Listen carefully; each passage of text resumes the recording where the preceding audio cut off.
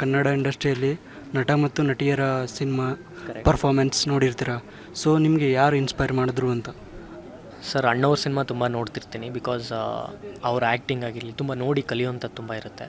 ಮತ್ತು ವಿಷ್ಣು ಸರ್ರು ಮತ್ತು ಶಂಕರ್ ನಾಗ್ ಅವರು. ಸೊ ಈ ಥರದ್ದು ಎಲ್ಲರ ಸಿನಿಮಾನು ನೋಡಿದ್ದೀನಿ. ಅಟ್ ಪ್ರೆಸೆಂಟ್ ಆದರೆ ನಮ್ಮ ರಾಕಿಂಗ್ ಸ್ಟಾರ್ ಯಶ್ ಅವರು ನಮ್ಮ ಈಗ ಒಂದು ಇನ್ಸ್ಪೈರ್ ಆಗಿ ನಿಂತಿದ್ದಾರೆ. ಸೊ ಆಡಿಯನ್ಸ್ಗೆ ನಿಮ್ಮ ಸಿನಿಮಾ ಬಗ್ಗೆ ಏನು ಹೇಳೋಕ್ಕೆ ಇಷ್ಟಪಡ್ತೀರಾ ಅಂತ? ಆಡಿಯನ್ಸ್ ದಯವಿಟ್ಟು ನಮ್ಮ ಸಿನಿಮಾನ ಥಿಯೇಟ್ರಿಗೆ ಬಂದು ನೋಡಿ. ಬಿಕಾಸ್ ನಿಮ್ಮ ಸಪೋರ್ಟ್ ಬೇಕು ನಮಗೆ. ಆಮೇಲೆ ಮತ್ತು ನಮ್ಮ ಟ್ರೈಲರ್ಸ್ ಆಗಿರಲಿ, ಟೀಸರ್ಸ್ ಆಗಿರಲಿ ಮತ್ತು ಸಾಂಗ್ಸ್ ಆಗಿರಲಿ ಪ್ರತಿಯೊಂದು ನಮ್ಮ ಪ್ರೊಡಕ್ಷನ್ NR ಸ್ಟುಡಿಯೋಸ್ ಚಾನಲಲ್ಲೇ ಬರ್ತಿದೆ. ದಯವಿಟ್ಟು ಸಪೋರ್ಟ್ ಮಾಡಿ. ಬಿಕಾಸ್ ನಮ್ಮ ಪ್ರೊಡ್ಯೂಸರ್ ಹೇಳ್ದಂಗೆ ಒಂದೊಂದು ಸಾಂಗು ಒಂದೊಂದು ಕತೆ ಹೇಳುತ್ತೆ ನಿಮಗೆ. ಸೊ ಆ ಸಾಂಗೇ ನಿಮಗೆ ಇನ್ವಿಟೇಷನ್ನು. ಎಲ್ಲರ ಲೈಫಲ್ಲೂ ಕೆಲವೊಂದು ಡಿಫ್ರೆಂಟ್ ಫೇಸಸ್ ಆಫ್ ಲವ್ ಅಥವಾ ಡಿಫ್ರೆಂಟ್ ಫೇಸಸ್ ಆಫ್ ಸ್ಟ್ರಗಲ್ಸ್ ಆಗಲಿ, ಸೊ ಈ ಥರ ನಮ್ಮ ರಿಯಲ್ ಲೈಫಲ್ಲಿ ತುಂಬ ಹಲವಾರು ರೀತಿ ನಮಗೆ ಬರುತ್ತೆ. ಸೊ ಅದನ್ನು ಮೆಟಾಫಾರಿಕಾಗಿ ಇಟ್ಕೊಂಡು ನಾವು ಸೀಸನ್ಸ್ ಅಂತ ಬ್ಲೆಂಡ್ ಮಾಡಿರೋದು ಟೈಟಲ್ಗೆ. ಯಾವ್ಯಾವ ಸೀಸನಲ್ಲಿ ಲವ್ ಇದೆ? ಪ್ರತಿಯೊಂದರಲ್ಲೂ ಲವ್ನ ಇಟ್ಕೊಂಡು ಬೇರೆ ಏನೋ ಹೇಳಕ್ಕೆ ಕೊಡ್ತಿದ್ದೀವಿ, ಒಂದು ಮೆಸೇಜ್ ಕೊಡ್ತಿದ್ದೀವಿ ಲವ್ ಜೊತೆಯಲ್ಲಿ. ಬಿಕಾಸ್ ಎಂಟರ್ಟೈನ್ಮೆಂಟಾಗೂ ಇರಬೇಕು, ಒಂದು ಮೆಸೇಜಾಗೂ ಇರಬೇಕು. ಸೊ ಅದರಿಂದ ಪ್ರತಿ ಕ್ಯಾರೆಕ್ಟ್ರಲ್ಲೂ ಲವ್ನ ಯೂಸ್ ಮಾಡಿಕೊಂಡು ಒಂದು ಇನ್ಫಾರ್ಮೇಷನ್, ಒಂದು ಮೆಸೇಜ್ ಕೊಡ್ತಿದ್ದೀವಿ.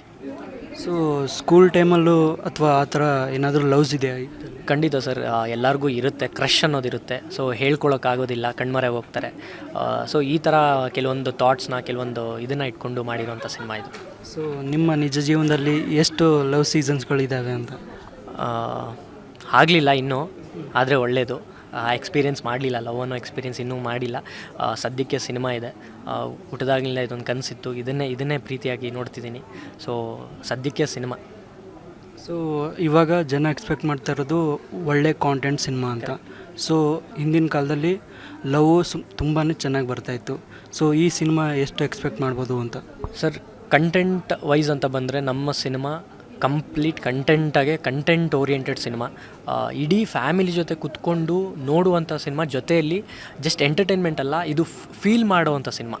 ಸೊ ಅದು ಆಡಿಯನ್ಸ್ ನೋಡ್ತಿದ್ದಾಗ ಕೇವಲ ಮನೋರಂಜನೆ ಎಕ್ಸ್ಪೆಕ್ಟ್ ಮಾಡಬಾರ್ದು. ಇದು ಕಂಪ್ಲೀಟ್ ಒಂದು ಫೀಲ್ ಓರಿಯೆಂಟೆಡ್ ಸಿನಿಮಾ.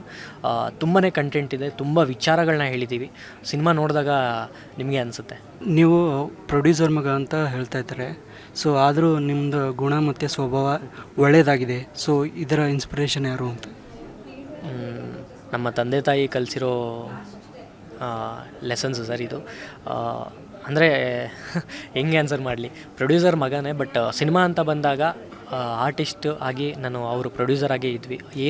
ಸಿನಿಮಾಗೆ ಏನು ರಿಲೇಷನ್ಶಿಪ್ ಇರಬೇಕೋ ಅದೇ ಇತ್ತು ನಮಗೆ.